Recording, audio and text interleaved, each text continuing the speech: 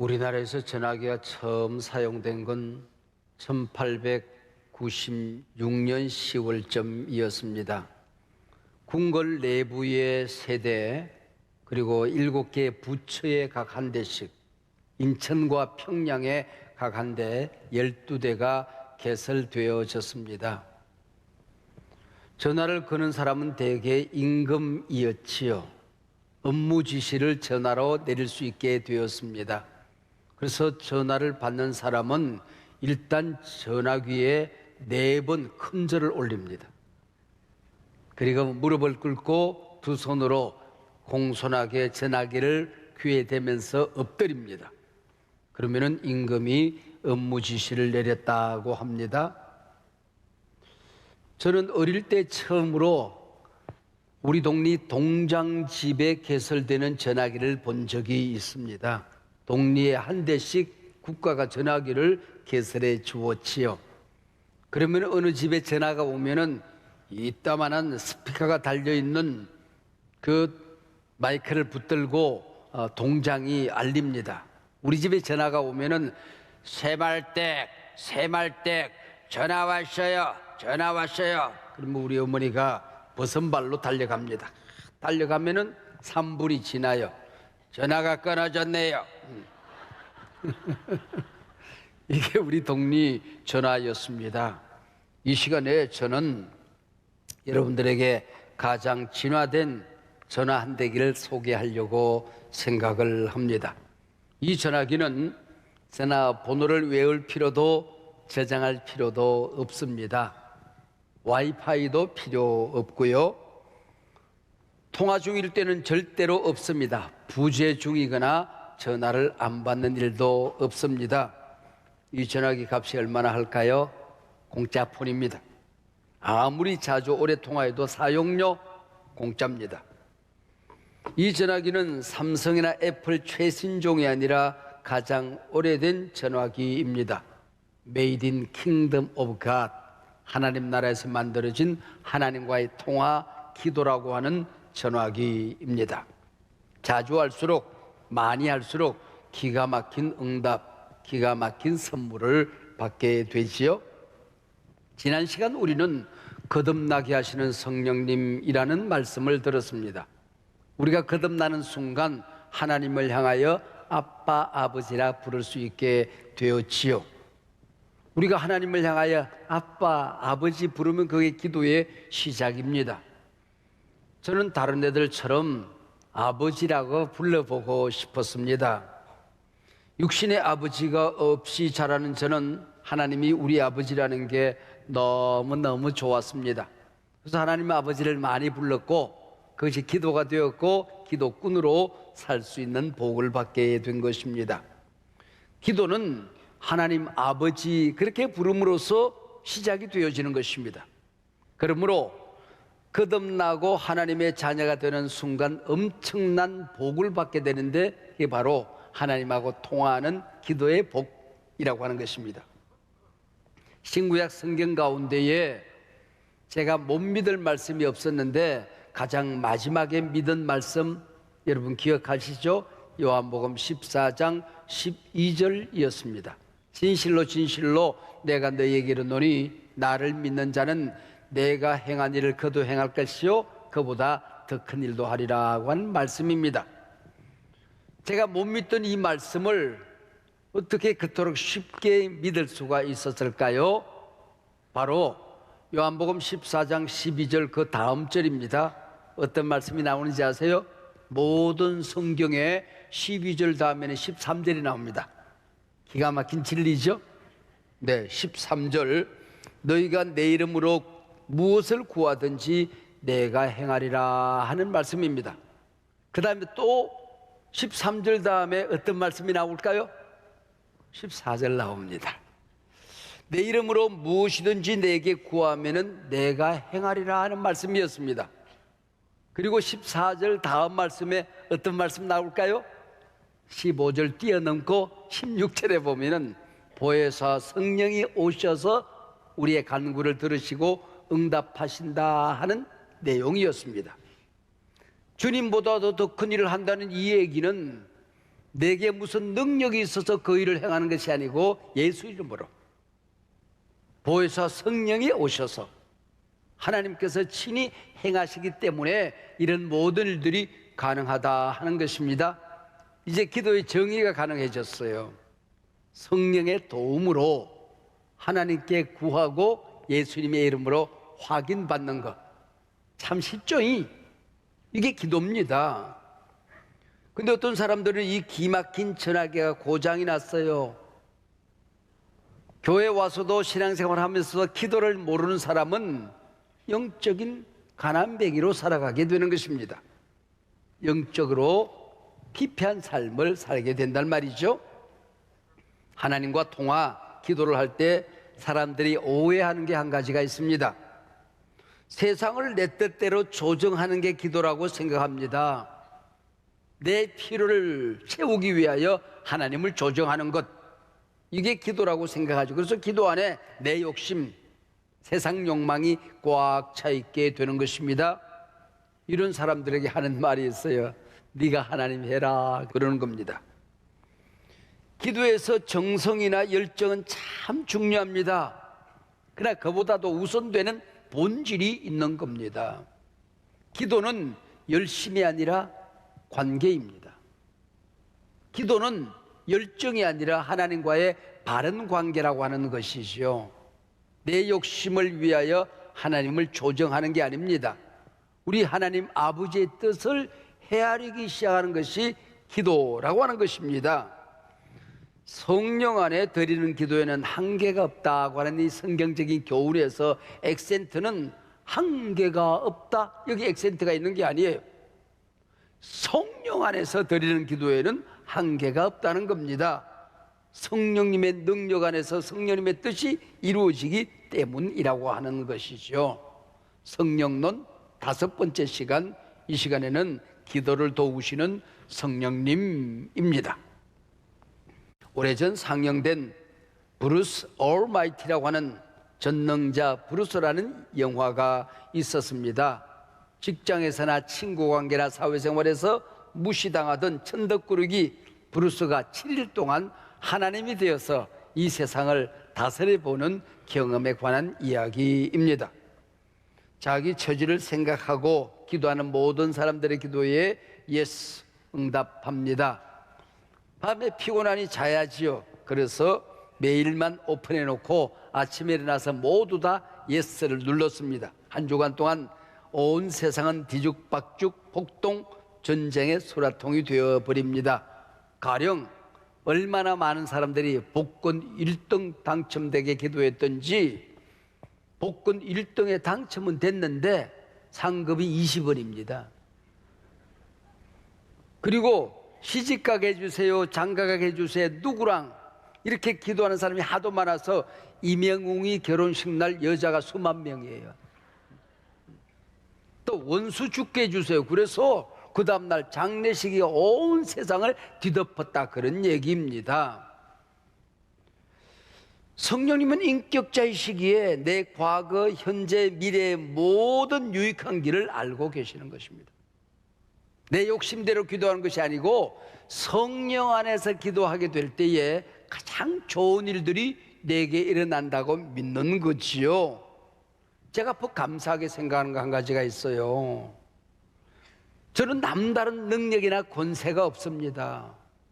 제게 엄청난 능력이 있었다고 한다면은 저는 아마 큰 죄를 범하고 말았을 겁니다. 지울 수 없는 실수를 했을 거예요. 그런 권능이 내게 없어요. 전능하신 하나님이 나를 붙들어서 아버지 원하는 대로 나를 쓰시기에 나는 부여로운 사람이 된 것이고 선한 일들이 성령이 나를 통하여 이루어 가신다고 하는 것입니다. 성령도 우리 연약함을 도우시나니 모자라는 게 있어야 기도도 하지. 내가 약하다는 사실을 알아야 성령께 구하지 않겠습니까? 근데 연약함이라는 이 단어가 우리말 성경에는 그냥 연약함 그렇게 되어 있어요. 원문에서는 복수로 되어 있습니다. 모든 연약함들입니다. 우선 우리 인간은 육체적으로 연약해요. 바이러스 19 팬데믹 3년을 보내면서 인간이 바이러스 하나 앞에 얼마나 무능한 존재인가를 우리는 절감하지 않았습니까? 심리적으로 얼마나 연약한 존재인지 많은 사람들 가운데에 부끄럽다고 죽어요. 억울하다고 죽어요. 애인이 배신했다고, 멀쩡히 1등하는 아이가 성적 떨어졌다고 죽어요. 죽을 걸 생각하면 뭘 못하겠어요. 여러분, 연약함이 자살의 핑계가 될 수는 없습니다. 자살은 안 됩니다. 굳건히 주 안에서 잘 살아야 됩니다. 인간은 영적으로 참 연약한 존재입니다. 영적으로 약점 없는 사람이 없어요. 기도를 많이 하는데 입에 실수가 많아요. 기도를 많이 하는데 물질적인 헌신이 없어요. 봉사하지 않아요. 봉사는 많이 하는데 또 기도하지 않은 사람이 있어요. 영적인 약점 없는 사람이 없더라 하는 거지요. 우리가 애인 관계, 친구 관계, 가족 관계로 인간관계를 맺고 살아갑니다. 이것 또한 참 연약한 고리로 연결되어져 있습니다. 서로 말 한마디 해도 조심스럽게 품위 있게 하는 법을 배워야 합니다. 말 한마디에 쉽게 깨질 수 있고 깨지면 서로를 날카롭게 찔러대는 겁니다. 프랑스의 유명한 화가 고흐는 젊은 시절에 광산에 들어가서 전도자 생활을 했습니다. 옷이 귀하던 시절이니까 천 조각을 가지고 물건을 싸는 포장지로 옷을 만들어 입었더래요. 근데 그게 등에 그렇게 쓰여져 있대요. 깨지기 쉬운 물건 취급주의. 입을 때마다, 옷을 벗을 때마다 자기 실존을 알게 된 거예요. 나는 깨지기 쉬운 물건이다. 취급주의하자. 다른 사람도 마찬가지야. 너도 깨지기 쉬운 물건 취급주의. 그게 인간이더라 그런 얘기예요. 우리가 연약하다는 사실 때문에 하나님은 우리를 싫어하지 않습니다. 우리가 연약하다는 사실 때문에 하나님은 우리를 나무라지 않습니다. 성령님은 연약함을 긍정적으로 다루신다고 하는 것입니다. 연약함을 통해서 역사를 하신다는 거예요. 우리의 연약함을 통해서 성령님이 역사하신다는 게 뭘까요? 어떤 의미가 있는 것일까요? Almighty Bruce, 하나님은 나를 전능자로 만들어서 쓰지 않습니다. 연약함 그대로 도와주신다는 것입니다. 연약함을 통하여 오히려 역사를 행하신다는 것이에요. 한국교회 잘 알려진 미국의 훌륭한 저술가요 목회자인 맥스 루케이도 목사님이 있습니다. 바른 목회, 정도 목회를 하는 목사님이시지요. 저처럼 성령론의 약점을 가진 복음주의 목회자였습니다. 근데 목회가 벽에 딱 부딪힌 거예요. 사소한 문제가 일어났는데 풀리지가 않는 거예요. 설상가상으로 목회 스트레스를 받으니까 병이 들었어요. 병이 잘 낫질 않는 거예요. 성경을 읽으며 기도하는데 성령이 말씀하기 시작한 거예요. 성령 안에서 기도해라 하는 말씀을 들은 거예요. 근데 성령 안에서 기도하는 걸 배워본 적이 없어요. 모르겠어요. 성령님 도와주세요. 성령 안에서 기도하는 법을 가르쳐 주세요. 성령님을 의지해요. 하나님을 의지해요. 무조건 나를 맡겨요. 근데 목회의 문제가 해결된 것도 아니고 병이 나은 것도 아닌데 불안이 사라지는 거예요. 평안이 찾아온 거예요. 절망이 떠나기 시작한 것입니다. 낙심이 변화되어서 기쁨이 찾아오기 시작한 거예요. 그래야 문제도 해결되고 병도 나으면서 그런 글을 썼습니다.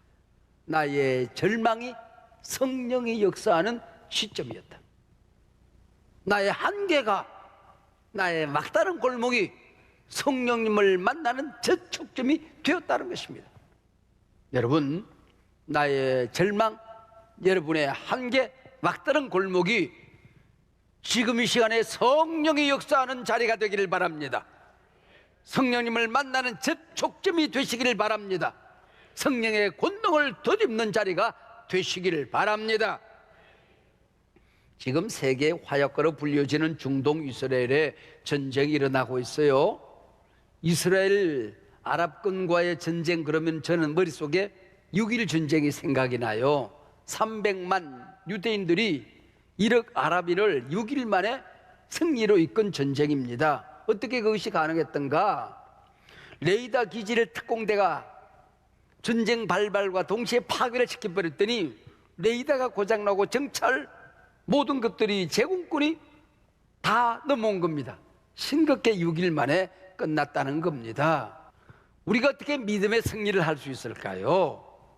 하나님께 나아가는 레이더 기지, 통로, 교통권 이게 시퍼렇게 살아있으면 여러분 절대로 쓰러지지 않습니다. 넘어지지 않습니다. 여러분 절대로 실패하지 않습니다. 망하지 않습니다. 믿으시길 바랍니다. 마귀는 이걸 너무 잘 알아요. 그래서 여러분이 하나님께 나아가는 제공권, 레이더 기지, 기도 기지가 망가지면 우리는 기쁨을 빼앗깁니다. 믿음의 성장이 사라집니다. 온갖 문제가 일어나게 되는 것입니다. 문제를 해결할 길이 없어지게 되는 거예요. 돕는다는 가치는 참 소중한 것입니다. 영적인 세계뿐만 아니라 우리 인간 사회도 마찬가지예요. 우리 한국에 6만 교회 정도 되는데 그래도 모델 대표적인 교회 그러면은 저는 아무래도 영락교회가 아닌가 그런 생각을 하게 돼요. 신학의 정도, 목회의 길라잡의 한국교회가 나아갈 길을 보여주신 한경직 목사님이 세운 교회고 목회하던 교회지요. 근데 영락교회를 연구한 분들이 한결같이 그렇게 얘기를 해요. 한경직 목사님 혼자서 이 교회를 만든 것이 아니다. 오른팔 왼팔 아론 훌과 같은 장로님이 계셨다는 거예요. 첫 번째는 김흥락 장로님이십니다. 6.25가 발발하자 신의주에서 내려온 교회이니까 공산당을 알잖아요. 다 피난시켰어요. 부목사 한 사람까지, 한경재 목사님 물론. 그리고 김흥락 장로님이 장로 한 사람은 남아서 주일이 되면 종을 치고 예배당에 불을 켜고 예배드린 사람 한 사람 있어야 될 것 아니냐 그 얘기예요. 그래서 김흥락 장로님이 교회를 지키는 겁니다. 그래서 공산당으로부터 순교를 당해요. 피 흘린 그 자리에 지금도 가면 김흥락 장로님의 순교비가 세워져 있습니다. 두 번째는 최창근 장로님이신데 한경지 목사님 신의주에서 남한 산서까지 97세 별세하신 그 시간까지 한경지 목사님의 모든 필요를 채워주시고 힘이 되어드리고 교회를 세상을 섬기다 모자라는 부분은 무조건 교회와 의논하고 자신이 헌신해서 한경지 목사님을 뒷바라지하던 분이 최창근 장로님이십니다. 혼자 승리할 수 있는 사람은 없습니다. 혼자 아무리 좋은 교회도 세울 수 있는 분은 없는 겁니다. 인간 사회도 새로 돕는 게 이렇게 소중한 것입니다. 하물며 하나님이 우리를 도우신다면, 성령님이 우리의 연약함을 채워주신다고 한다면 우리에게 어떤 일이 일어날까요? 보혜사 성령이라는 말은 컴포트라고 하는데요, 이 말은 참 재미있어요. 이 말은 함께라는 뜻입니다. 포티스, 이 말은 힘, 굉장한 힘을 얘기하는 거예요. 보혜사 성령님이 우리를 도우신다는 이 말은 엄청난 파워가, 그 힘이, 능력이 우리와 함께 한다는 것입니다. 그분이 우리와 함께 할 때에 우리에게는 힘이 나타난다는 거예요. 엄청난 역사가 일어난다고 하는 것입니다.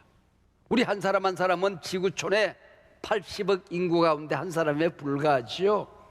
그러나 그 일과 무한대가 더해지면 그 일도 무한대가 되어지는 것을 성령님이 우리의 연약함을 도우실 때에 이런 강력한 힘이 나타나는 것입니다.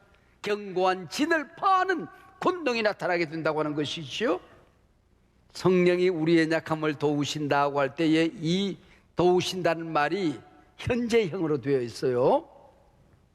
어제 도왔다, 내일 도울 것이다를 뛰어넘어서 오늘 이 자리에 여러분이 어떤 약점을 가졌든지, 지금 이 시간에 어떤 어려움이 있든지, 어떤 힘든 일이 있든지, 인생의 막다른 골목에서 허우적거리든지 성령이 지금 이 시간에 now and here 이 자리에서 도우십니다.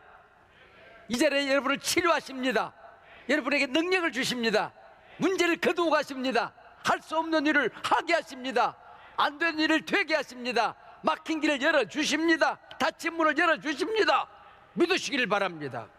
도우시라니 now and here 지금 이 자리에서 말이에요. 지금 이 자리에서. 여러분 이 시간 하나님 앞에 나올 때도 가슴 열고 숨기지 말고 나오시라 그런 얘기예요. 성령님은 우리의 모든 기도를 도우시지요. 근데 특별히 성령님은 영적 전쟁을 치르는 성도들의 기도를 도우십니다. 오늘 보면 에베소서 6장 18절은 일반적으로 우리가 기도한다 하는 기도와 성령 안에서 기도를 나누고 있어요. 모든 기도와 간구를 하되 항상 성령 안에서 기도하고 이를 위하여 깨어 구하기를 항상 힘쓰며 여러 성도를 위하여 구하라 그랬습니다. 신약의 교회론 에베소서 결론은 영적 전쟁을 다루고 있습니다. 성령의 거듭남의 역사로 구원받고 구원의 여정을 살아가는 우리 성도님들은 하루하루의 삶이 서풍이 아니라는 거예요. 단풍놀이가 아니라는 겁니다. 영적인 전쟁이라고 하는 것입니다. 그래서 에베소서 6장 10절로 16절까지 영적 전쟁의 전신갑주 완전 무장을 하나하나 준비시키십니다. 진리의 허리띠를 띠고 의의 흉배를 붙이고 구원의 투구를 쓰고 복음의 신발을 신고 왼손에는 방패를 들고 오른손에는 성령의 금 하나님의 말씀의 칼을 붙들고 왼손 제비는 바꿔서 들고 그 다음에 18절이에요. 이 18절에 우리말 번역에서 놓친 단어가 하나 있어요. 전치사인데 디아라고 하는 것입니다. 통하여 그런 얘기예요. 앞에 무기들을 쫙 소개했어요. 그리고 뭘 통해서? 성령 안에서 기도하는 것을 통해서 그 얘기입니다. 우리에게 말씀의 칼이 있지만은 이 칼이 시퍼렇게 역사를 일으키려고 하면 성령 안에서 기도할 때에 가능해진다는 것입니다. 적탄이 날아올 때에 방패와 흉배가 제 역할을 감당하려고 하면 기도로 이것이 단단해져야 된다는 것입니다. 우리 구원의 투구가 흔들거리지 않으려면 디아 통하여 성령 안에서 기도를 통하여 이 구원의 투구가 지켜진다는 것입니다. 성령 안에서 기도를 통하여 이런 모든 승리가 이루어진다 그렇게 되어 있습니다. 여러분 영적인 전쟁은 선택이 아니에요. 구원받은 모든 사람이 반드시 치르는 현실이라고 하는 것이죠. 그래서 성도는 성령 안에서의 기도, 영적 전쟁의 무기로서의 기도로 무장되어져야 된다는 것입니다. 그때 영적 전쟁에서의 승리는 날마다 내 것이 되는 것입니다. 일상이 되는 것입니다. 습관이 되는 것입니다. 여러분 마귀는 아무리 힘이 세도 하나님을 공격할 수는 없어요. 누구를 공격해? 나를 공격하거든요. 그럼 내가 마귀를 대적할 때에 이길 수 있는 힘이 없어요. 그럼 우리가 어떻게 승리할 수 있을까요? 성령 안에서 기도하면 내 대신 성령이 싸웁니다. 하나님이 이깁니다. 하나님의 승리를 내 것으로 나는 얻어 가지면 되는 것입니다. 할렐루야. 삼촌 마귀가 조카 마귀를 훈련시키면서 하는 말이 있어요. 아무나 공격하지 말아라. 네가 예수쟁이 공격할 때에 요런 사람을 공격하면 언제나 우리가 이긴다. 첫째, 영적인 세계를 모르는 사람, 마귀를 모르는 사람은 우리가 공격하면 모른다. 저놈이 손을 잘 봐라. 손을 잘 봐라. 손에 하나님의 말씀의 칼, 성령의 금이 없는 자는 힘이 없다. 그리고 성령 안에서 기도하는 영적인 권세가 없는 자를 공격하면 반드시 우리가 이긴다. 그렇게 이름하고 있습니다. 에베소서 6장 18절에 항상이라는 단어가 두 번이나 반복되어지고 있습니다. 항상 성령 안에서 기도해라. 깨어 구하기를 항상 힘쓰라. 이 성령 안에서 기도는 어떨 때는 내 힘으로 하고 어떨 땐 내 마음대로 하고 아닙니다. 모든 기도는 성령 안에서 기도할 때에 그 기도가 능력이 되느니라. 할렐루야. 저는 일평생 평범한 기도만 가지고는 살 수가 없었던 것 같아요. 어릴 때 청소년 시절 중고등학교를 다니면서 대학을 다니고 청년 시절을 보내면서는 너무 가난해서 첫 목회지에 갔는데 너무 어려서 30대 초반에 어린 나이가 큰 교회를 맡아서 갔으니 뭐 아는 게 있어야지. 철이 없어서 개척교회 초기에는 너무 가진 것이 없어서, 그럼 지금은 너무 할 일이 많아서 그 일들이 너무 소중하고 중요해서 너무 커서 내 힘으로는 감당할 수가 없겠기에 성령 안에서 기도하는 것입니다. 살아왔던 지난날 돌이켜보면 신앙 고백 연약함밖에 없는 것입니다. 그래서 평생 성령 안에서 기도하는 겁니다. 나의 기도를 도우시는 성령님이 나와 함께 하시니 나는 얼마나 부유한 자입니까? 얼마나 당당한 하나님의 자녀로 살아갈 수가 있는 것입니까? 성령 안에서 기도하니. 한소망교회 개척 초기에 힘든 일도 많고 되는 일은 없고 가진 것은 없고, 그래서 성령 안에서 기도하다가 매일 불렀던 찬송이 있습니다. 예배 시간에도 제일 많이 불렀던 것 같고 혼자 있을 때도 기도할 때도 이 노래를 참 많이 불렀던 것 같습니다. 나의 등 뒤에서 나를 도우시는 주, 나의 인생길에서 지치고 고나야 하는 찬송입니다. 우리 다 같이 함께 불러보도록 하십시다.